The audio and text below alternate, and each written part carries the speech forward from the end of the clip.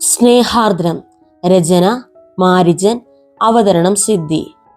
സത്യം പറഞ്ഞാൽ ഞാനും അതിനെക്കുറിച്ച് അപ്പോഴാണ് ചിന്തിച്ചത്. ആദ്യം കുറച്ച് ശോകം വന്നെങ്കിലും പെട്ടെന്ന് എന്റെ മുഖം തെളിഞ്ഞു. അത് കണ്ട് രേവു സംശയമായി. എന്താടി? ഒന്നുമില്ല രേവൂസേ, നീ പറഞ്ഞ അപകടത്തിന്റെ സാധ്യതയെക്കുറിച്ച് ചിന്തിച്ചതാ. എന്താ? എന്റെ രേവു, ഈ ലുക്ക് കണ്ട് ആരെങ്കിലും അങ്ങോട്ട് ചെന്ന് മുട്ടിയെന്ന് വെച്ചോ, ആ തിരുവായിൽ നിന്ന് ഫസ്റ്റ് ഡയലോഗ് കേൾക്കുമ്പോഴേ അവളുടെ സകല കിളിയും എന്നേക്കുമായി നാടുവിട്ടോളും. ഞാൻ ചിരിയോടെ പറഞ്ഞു. ആ പറഞ്ഞത് ഒരു പോയിന്റ് തന്നെയാടി. രേവു സമ്മതിച്ചു. പിന്നെയും കുറച്ചു നേരം കൂടി അവിടെ നിന്നു. നോക്കി നോക്കി കോങ്ങണ്ണു വരുന്ന സ്ഥിതിയായപ്പോൾ ബസ് വന്നു. ദേ, ഇടം വല്ല നോക്കാതെ കേറിപ്പോണു. അപ്പോ എങ്ങനെയാ? ഇന്നത്തെ പ്രദർശനമേള കഴിഞ്ഞില്ലേ, ഇനി പോവാലോ? രേവു ആണ്. അതും പറഞ്ഞ് ഞാൻ വന്ന് സ്കൂട്ടിയിൽ കയറി. കോളേജിൽ ചെന്നപ്പോഴും മനസ്സിൽ എന്തോ ഒരു വേദന ഉണ്ടായിരുന്നു. പിന്നെ തിരക്കായി. എക്സാം അടുത്തു വരുന്നതിന്റെ ചൂട് അധ്യാപകർ പഠിപ്പിക്കലിലും ഉണ്ടായിരുന്നു. ലാസ്റ്റ് പീരീഡ് ആയപ്പോഴാണ് സാർ വന്ന് വൈകിട്ട് നടക്കുന്ന സെമിനാറിൽ കഴിവതും എല്ലാവരും പങ്കെടുക്കണമെന്ന് പറഞ്ഞത്. രേവും ഞാനും വീട്ടിലേക്ക് ഫോൺ ചെയ്ത് കാര്യം പറഞ്ഞു. ആഗോള താപനത്തെക്കുറിച്ചായിരുന്നു സെമിനാർ. 5 മിനിറ്റ് കൊണ്ട് തന്നെ രേവുവിന് ബോറടിച്ചു. പിന്നെ ഇവിടെ സ്വന്തം താപം മാറ്റാൻ എന്തു ചെയ്യുമെന്ന് അറിയാൻ വയ്യ. അപ്പോഴാ ആഗോളതാപനം. നീ വരുന്നുണ്ടോ? ഞാൻ പോകുക. അതും പറഞ്ഞ് രേവു എഴുന്നേറ്റു. കൂടെ ഞാനും. രേവുവിനെ വീട്ടിലാക്കിയപ്പോഴാണ് മനസ്സിലൊരു ആശയം തോന്നിയത്. എന്തായാലും ലേറ്റ് ആകുമെന്ന് പറഞ്ഞിട്ടുണ്ട്, എങ്കിൽ പിന്നെ അപ്പച്ചിയെ കണ്ടുകളയാം. രേവുവിനോട് പറഞ്ഞപ്പോൾ പുള്ളിക്കാരി പച്ചക്കൊടി കാട്ടി.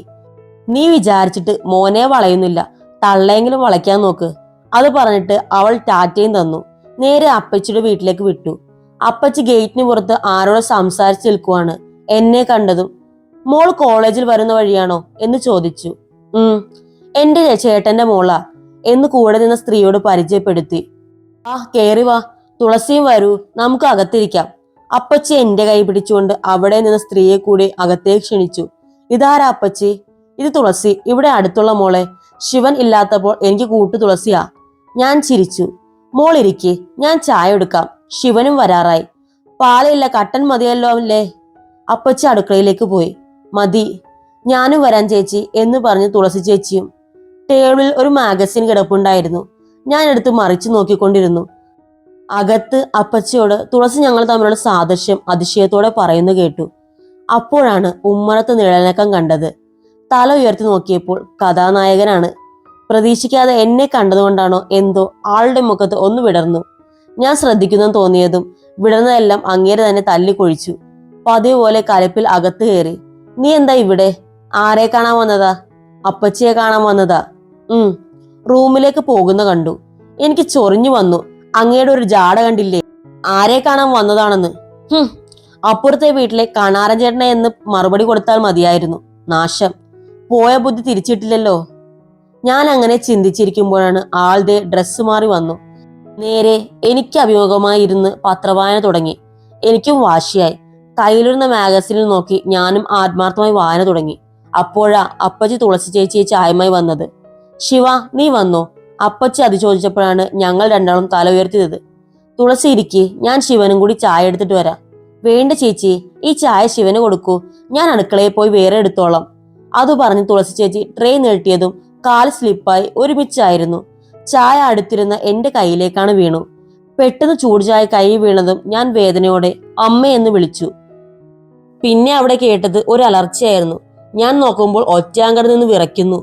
നിങ്ങൾക്കെന്താ തള്ളെ കണ്ണില്ലേ? വലിയ 2 ഉണ്ടക്കണ്ണ് മുഖത്തുരുക്കി വെച്ചിട്ടുണ്ടല്ലോ എന്നും പറഞ്ഞു തുടങ്ങിയത്.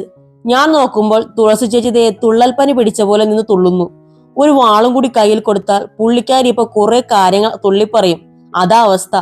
അപ്പച്ചിയും ആകെ അന്തം വിട്ട് നിൽപ്പാണ്. മോനെ ശിവ, നീ എന്തൊക്കെയാടാ ഈ പറയുന്നത്? ഞാൻ പറയുന്നതാണോ കുഴപ്പം? ഇവര് ചെയ്തതല്ലേ. നിങ്ങളെന്താ പറയണ്ടേ? ഒരു ചായ സൽക്കാരം. പിന്നെയും എന്തൊക്കെയോ വിളിച്ചു പോകുന്നുണ്ടായിരുന്നു. തുളസി ചേച്ചി ദയനീയമായി എന്നെ നോക്കി. ഞാനും വല്ലാത്തൊരവസ്ഥയിലായിരുന്നു.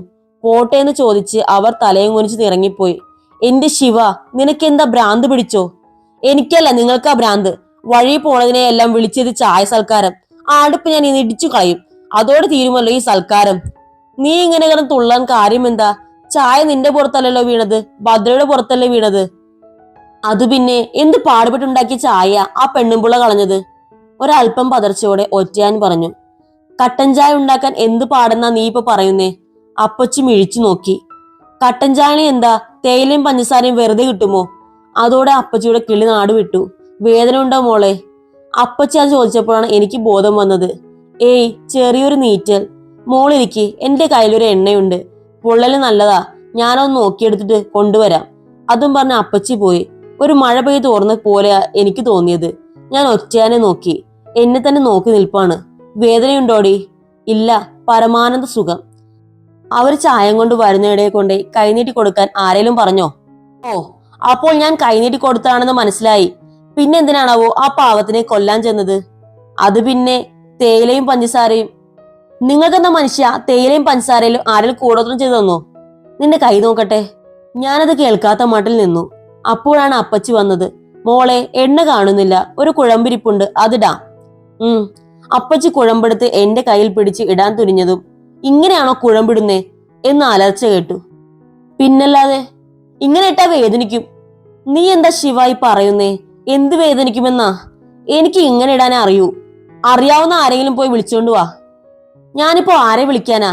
നിനക്ക് അത്ര ഉറപ്പുണ്ടെങ്കിൽ നീ ഇട്ടു കൊടുക്ക്. അപ്പച്ചി അത് പറഞ്ഞതും ഒറ്റാന്റെ ചുണ്ടിൽ ഒരു ഗൂഢമായ സ്മിതം മിന്നിമറിഞ്ഞ് ഞാൻ കണ്ടു. ആ, ഇങ്ങോട്ട് നീട്ട്. തീരെ താല്പര്യമില്ലാത്ത മട്ടിൽ എന്റെ കയ്യിൽ പിടിച്ചു. ഞാൻ നോക്കുമ്പോൾ പാവം അപ്പച്ചി പുതിയ തടവൽ രീതി പഠിക്കാൻ ഫുൾ കോൺസെൻട്രേഷനിൽ ഇരിക്കുക.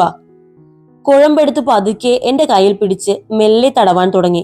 എന്തോ ഒരു തരിപ്പ് ദേഹത്തേക്ക് ബാധിക്കുന്ന ഞാൻ അറിഞ്ഞു. ഇടയ്ക്കൊക്കെ ശിവേട്ടനെ നോക്കുന്നുണ്ടായിരുന്നു. ഇങ്ങനെയല്ലേ ഞാനും തടവുന്നത്? അപ്പച്ചിയുടെ ആ ചോദ്യമാണ് രണ്ടുപേരെയും ഉണർത്തിയത്.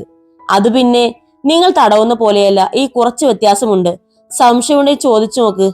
അത് പറഞ്ഞ് കണ്ണുകളിൽ കുസൃതി ഒളിപ്പിച്ച് എന്നെ നോക്കി. ആദ്യത്തെ അനുഭവമായിരുന്നു ആ നോട്ടം. ആണോ മോളെ? അപ്പച്ചി അത് ചോദിച്ചപ്പോൾ ഞാൻ യാന്ത്രികമായി തലയാട്ടി. എന്നെ ഒന്നുകൂടെ ഒന്ന് നോക്കിയിട്ട് ശിവേട്ടൻ റൂമിലേക്ക് പോയി. പിന്നെ അവിടെ നിന്നില്ല, സ്കൂട്ടിയും എടുത്ത് ഇറങ്ങി. മനസ്സൊരു അപ്പൂപ്പൻ താടി പോലെ പറക്കുകയായിരുന്നു. എല്ലാ സങ്കടങ്ങളും എന്നെ വിട്ട് പോയതുപോലെ. ശിവേട്ടൻ മനഃപൂർവ്വമാണ് എന്റെ കൈ പിടിച്ച് തടവിയത്. ആ ചിന്ത എനിക്ക് നൽകിയ സന്തോഷം വളരെ വലുതായിരുന്നു. ഒരുപാട് തേടിയിടുന്ന എന്തോ കയ്യിൽ കിട്ടിയ പോലെ സുഖം. വീട്ടിലെത്തുമ്പോഴും ഞാൻ ആ സുഖത്തിൽ മുങ്ങിത്താഴുവായിരുന്നു. ഓടി വന്ന അമ്മയെ കെട്ടിപ്പിടിച്ചു. എന്താടി, എന്താ ഇത്ര സന്തോഷം? ഒന്നുമില്ല. എന്തോ ഉണ്ട്. ദേ 1000 ബൾബ് നിന്റെ മുഖത്ത് തെളിഞ്ഞു കത്തുന്നുണ്ടല്ലോ. ഇനിയും നിന്നാൽ ശരിയാവില്ലെന്ന് തോന്നി. അതുകൊണ്ട് ഞാനൊന്ന് ഫ്രഷ് ആയിട്ട് വരട്ടെ എന്ന് പറഞ്ഞ് റൂമിലേക്ക് പോയി. സന്തോഷം എന്നിൽ നിറഞ്ഞ് ഒഴുകുകയായിരുന്നു. ആരോടെങ്കിലും അത് പങ്കുവെക്കണമെന്ന് തോന്നി. ഫോൺ എടുത്ത് രേവുവിനെ വിളിച്ചു. എന്താടി? ഒന്നുമില്ല. നീ വീടെത്തിയോ? എന്തിനാ വിളിച്ചത്? ഒന്നുമില്ലെന്ന് പറഞ്ഞില്ലേ? ആ ഒന്നുമില്ലയിൽ എന്തോ ഉണ്ടല്ലോ. എന്താടി, ഒറ്റ നിന്നോട് ഐ ലവ് യു പറഞ്ഞാ? ഇല്ല. പിന്നെ എന്റെ കയ്യിൽ കുഴമ്പിട്ട് തന്നു. കുഴമ്പാ? കൊള്ളാം. 90 വയസ്സ് കഴിഞ്ഞ കിളവന്മാരുടെ റൊമാൻസ് പോലുണ്ടല്ലോ. എണ്ണയിൽ കുഴമ്പിലും ഒക്കെ റൊമാൻസ് കണ്ടെത്തുന്നു. ഒന്ന് പോടി, എന്റെ കൈ പൊള്ളിയോണ്ട് കുഴമ്പിട്ട് തന്നതാ. നീ ഒരു കാര്യം ചെയ്, നാളെ തന്നെ സ്റ്റുഡിയോയിൽ പോയി രണ്ടാളും ചേർന്ന് നിൽക്കുന്ന ഒരു ഫോട്ടോ എടുക്ക്. എന്തിനാ? ലോകത്തിലാദ്യമായി കുഴമ്പിലൂടെ പ്രണയം കൈമാറിയ 2 ജന്മങ്ങൾ എന്ന് പറഞ്ഞ് നമുക്ക് പത്രത്തിൽ കൊടുക്കാം. എന്താ? പോടി. അല്ല, അങ്ങനെ സ്വഭാവം വെച്ച് നോക്കുമ്പോൾ എണ്ണയും കുഴമ്പുമായിരിക്കും മിക്കവാറും നിന്റെ ജീവിതം. പോ പെണ്ണേ. അതും പറഞ്ഞ് ഫോൺ വെച്ചു. അമ്മയെടുത്ത് ആഹാരം കഴിക്കുമ്പോഴും ഞാൻ വേറെ ലോകത്തായിരുന്നു. വെറുതെ ഇരുന്ന് ചിരിക്കാൻ തോന്നുന്ന ഒരു ഫീലിങ്സ്. കിടക്കാൻ പോകും മുമ്പ് ശിവേട്ടനെ വിളിച്ചു. അപ്പുറത്ത് നിന്നൊരു മൂളക്കം വന്നു. വെറുതെ വിളിച്ചതാ. നിനക്ക് പഠിക്കാനൊന്നുമില്ലേ? പഠിക്കണം. എന്നാ പിന്നെ പോയിരുന്ന് പഠിച്ചൂടെ? ദുഷ്ടൻ. ആ മൂടം കളഞ്ഞു. ഞാൻ മനസ്സിൽ പറഞ്ഞു. എന്തിനാ എന്റെ കയ്യിൽ കുഴമ്പിട്ട് തന്നത്? നിന്റെ കയ്യല്ലേ പൊള്ളിയത്? കനത്തിൽ മറുപടി വന്നു. അപ്പച്ചി ഇട്ട് തരുമായിരുന്നല്ലോ. ഇനി പൊള്ളുമ്പോൾ കൊണ്ടുവാ, അമ്മയെ കൊണ്ട് ഇടിയിക്കാം. ഇനിയും സംസാരിച്ചാൽ ബാക്കിയുള്ള സുഖം കൂടി പോകും എന്ന് തോന്നിയത് കൊണ്ട് നിർത്തി. വയ്ക്കട്ടെ. ഞാനത് പറയുമ്പോഴേ അപ്പുറത്ത് ഫോൺ കട്ടായി. വിളിക്കണ്ടായിരുന്നു, ഒരു കാര്യവുമില്ലായിരുന്നു, ഞാൻ സ്വയം പറഞ്ഞു. പിന്നെ പഠിക്കാൻ തോന്നിയില്ല, കയറി കിടന്നു. രാത്രിയിൽ ആരോ വാതിൽ മുട്ടുന്ന കേട്ടാണ് ഞെട്ടി ഉണർന്നത്. ശ്രദ്ധിച്ചപ്പോൾ അമ്മയുടെ ശബ്ദമാണ്. പരിഭ്രമത്തോടെ ചാടി എഴുന്നേറ്റ് വാതിൽ തുറന്നു. വിശ്വസിക്കാൻ പറ്റിയില്ല. അച്ഛനും വിഷ്ണുവേട്ടനും ചിരിച്ചുകൊണ്ട് നിൽക്കുന്നു. ഉറക്കമില്ലാതെ കിടക്കുകയായിരുന്നു ശിവനും.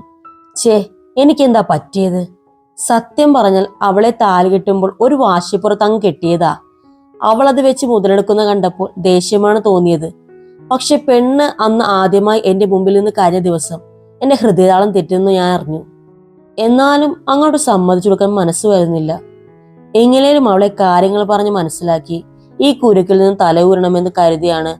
പക്ഷെ എന്തു ചെയ്യാൻ, അവളെ ദൂരെ വെച്ച് കാണുമ്പോഴേ നമ്മളെ മനസ്സ് ഓടി അവളുടെ അടുത്ത് ചെന്ന് ഒട്ടി നിൽക്കും. ശരീരം മാത്രമേ ഇപ്പുറത്തുള്ളൂ.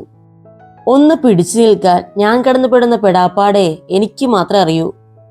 ദിവസത്തിൽ ഒരിക്കലെങ്കിലും ആ അരവട്ടനെ കണ്ടില്ലെങ്കിൽ ഇപ്പോൾ എന്തോ ഒരു കുറവ് പോലെയാണ്. നാശം മനുഷ്യന് വരുന്ന ഓരോരോ പങ്കപ്പാടുകളെ. ഇന്നാള് ഗോപനും പറയുന്നു എനിക്കെന്തോ മാറ്റമുണ്ടെന്ന്. എന്ത് മാറ്റം? ആ അമ്പലത്തിൽ നിന്ന് വല്ല കൂടോത്രം ചെയ്ത താലിയാണോ കെട്ടാൻ തന്നത്? പെണ്ണെന്റെ ഉള്ളിൽ കയറി താമസം കുടുങ്ങിയെന്ന സംശയം. ഇന്ന് തന്നെ അവളുടെ അമ്മയെന്ന വിളി കേട്ടതേ ഓർമ്മയുള്ളൂ. എന്റെ നിയന്ത്രണം വിട്ടുപോയി. എന്തൊക്കെയോ വിളിച്ചു കൂവിയ തന്നെ ഓർമ്മയില്ല. ഒരു കാര്യം ഉറപ്പാണ്, ആ ചായ എന്റെ ദേഹത്ത് വീണെങ്കിൽ പോലും ഞാൻ ഇത്രയും ചൂടാവില്ല. എന്താ അതിനർത്ഥം? അവൾക്ക് വേദനിച്ച എനിക്ക് സഹിക്കാൻ പറ്റുന്നില്ല എന്നല്ലേ? പുല്ല്. ഓരോ ദിവസം രാത്രി വിചാരിക്കും നാളെ അവളെ കാണില്ല, സംസാരിക്കില്ല എന്നൊക്കെ. എവിടെ നടക്കാൻ? എനിക്ക് പ്രേമമുണ്ടെന്ന് കേട്ടാൽ തന്നെ അമ്മ താങ്ങില്ല. അതിന്റെ കൂടെ ആ അരവട്ടിനെ ഞാൻ കെട്ടിയെന്ന് കേട്ടാൽ കഴിഞ്ഞു. എന്താ ചെയ്യുക? പെണ്ണാണെങ്കിൽ മനുഷ്യനെ എത്ര ബലം പിടിച്ചു നിന്നാലും പിന്നെ നാണമില്ലാതെ പിന്നാലെ വരും. അപ്പോഴാണ് അവളുടെ കൈ പിടിച്ച് തടവിയ കാര്യം ഓർമ്മ വന്നത്. വല്ലാത്തൊരു സുഖം ആ ഓർമ്മയിൽ പോലും. എന്നാലും ഒരു മടി എവിടെയോ തോന്നുന്നു. സത്യത്തിൽ മടിയല്ല, ഭയമാണ്. നെഞ്ചോട് ചേർത്ത് പിടിച്ച പിന്നെ ഒന്നിനു വേണ്ടിയും വിട്ടുകൊടുക്കാൻ പറ്റില്ല എന്ന ഭയം. എന്തായാലും ഒരു കാര്യം ഉറപ്പാണ്, അവളിൽ നിന്ന് മാറി നടക്കാൻ ശ്രമിക്കുമ്പോഴൊക്കെ എന്തോ എന്ന് എന്നെ അവളിലേക്ക് വലിച്ചെടുപ്പിക്കുന്നുണ്ട്. ഛേ, ഞാനെന്താ ഇങ്ങനെ ഒരുമാതിരി അവിന്ന കാമുകന്മാരെ പോലെ? ഇന്ന് കുറച്ച് നിയന്ത്രണം വിട്ടുപോയി എന്നത് ശരിയാണ്. എന്നാലും ഞാനങ്ങനെ തോറ്റുകൊടുക്കാനൊന്നും പോണില്ല. ശിവൻ തലണിയിൽ മുഖം പുഴുത്തി. എത്രയൊക്കെ കണ്ണിറുക്കി അടച്ചിട്ടും ഭദ്രചിരിയോടെ മുന്നിൽ തെളിഞ്ഞു വരുന്നു. നാശം, ഇതൊരു നടക്കി പോണ ലക്ഷണമില്ല.